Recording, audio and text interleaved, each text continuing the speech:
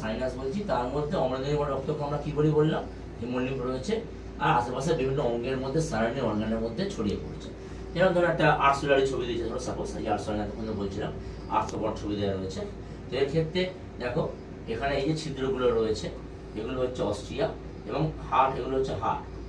13খানা হার্টের চেম্বার আছে, এই যে 1 2 3 4 5 6 7 8 9 13খানা চেম্বার আছে। এবার এখানে আমি একটা জিনিস বলবো, প্রশ্ন আসে আমাদের পরীক্ষায়, সেটা হচ্ছে আরশোলার মধ্যে হার্ট চেম্বার কটা আছে? মনে রাখতে হবে 13খানা। 13খানা আমার রয়েছে গিয়ে হার্ট চেম্বার। এটা খুব ইম্পর্টেন্ট প্রশ্ন, সমস্ত পরীক্ষায়, কম্পিটিটিভ পরীক্ষায় এসছে, এসএসসি তো এসছে, হবে দিয়ে এসছে।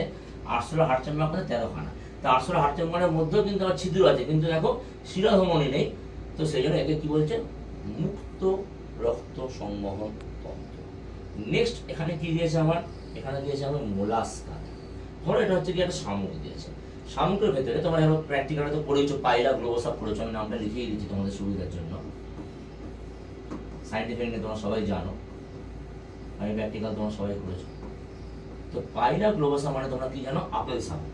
অর্থাৎ যেগুলো পুকুরের ধারে সবুজ রঙের এত বড় বড় শামুক পাওয়া যায়, যেগুলোকে ফাটিয়ে ফাটিয়ে কাটতে হয়, কেটে তারপর বার করতে হয়।